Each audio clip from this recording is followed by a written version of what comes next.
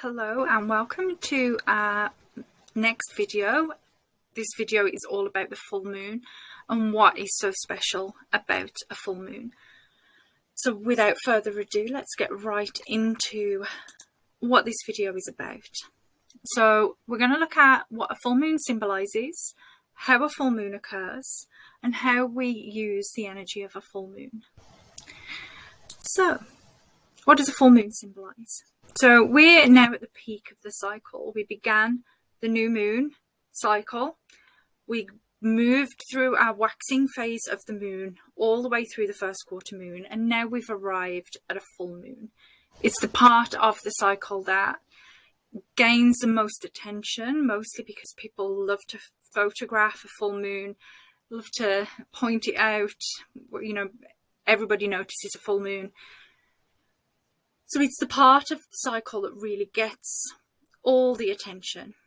When this part of the cycle is actually the peak, this is the moment where our manifestations, the things that we've been calling in, the things that we've been working towards, the things that we've been putting our action into, this is when it all begins to come together.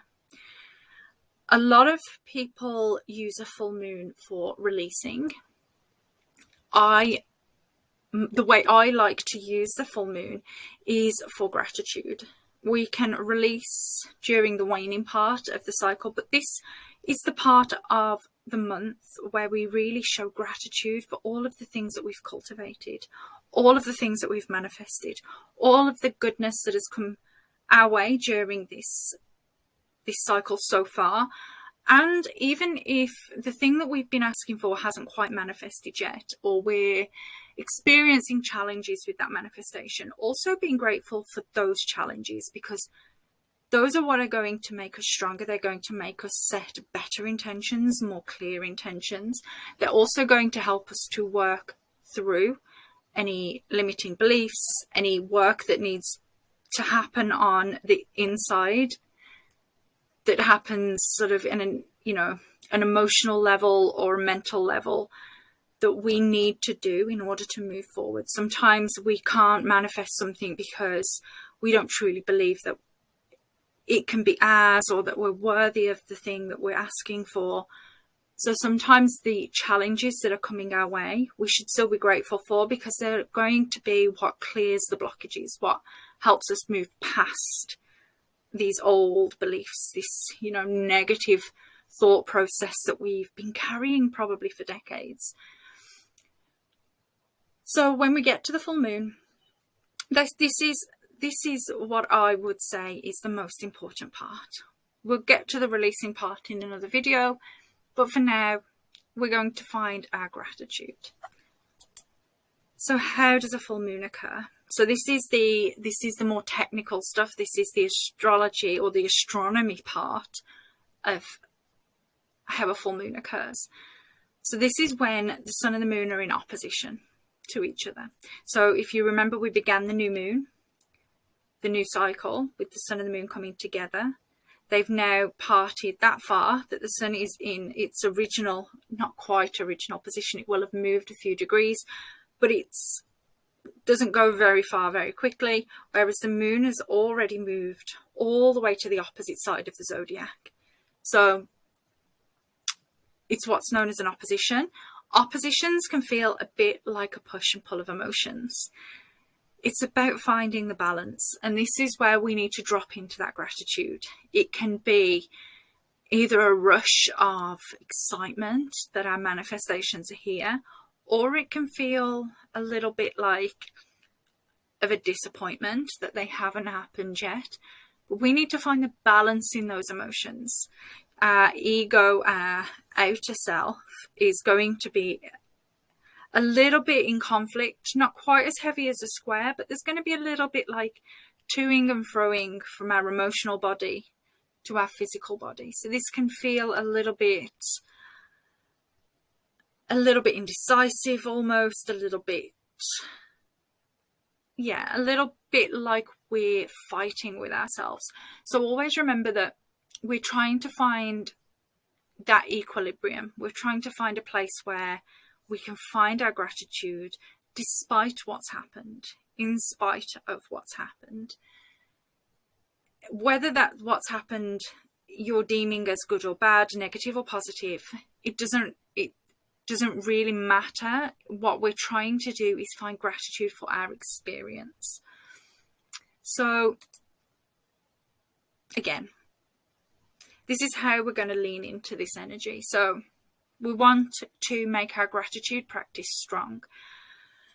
So it might be, if you've manifested this month, if the intentions that you wrote down at the new moon have come to fruition, this might be a time when you express the utmost gratitude for that. If your manifestations are a little bit further away, they're a little bit in the future, we're not quite there yet, it might be a good idea to make a gratitude list for everything in your life that you're grateful for. All the little things that have happened since the new moon, and all the little things that you're grateful for in general.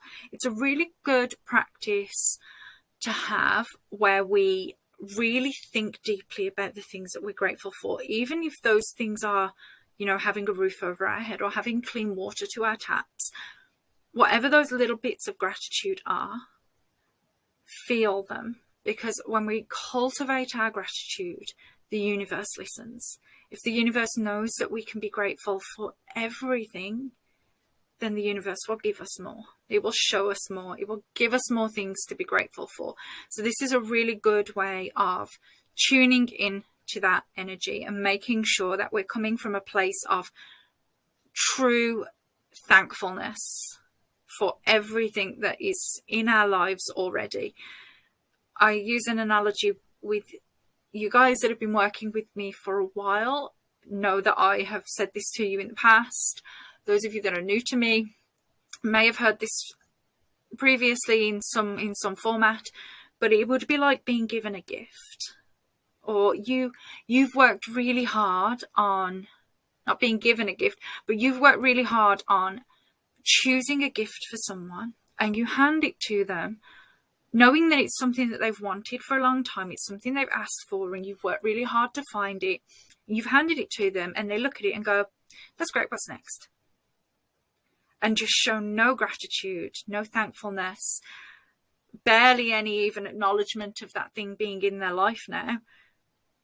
Would you continue to work as hard to find them gifts in the future? Or would you think, well, they don't appreciate it anyway, so I'm not really going to try that hard anymore. I'm just going to get them whatever. Imagine that the universe is thinking along those lines. The more grateful you are for something, the more grateful you are for the things that you're given, the more the universe is going to want to give you. If you're not grateful, if you're completely just blasé about everything that's coming your way, the universe will react.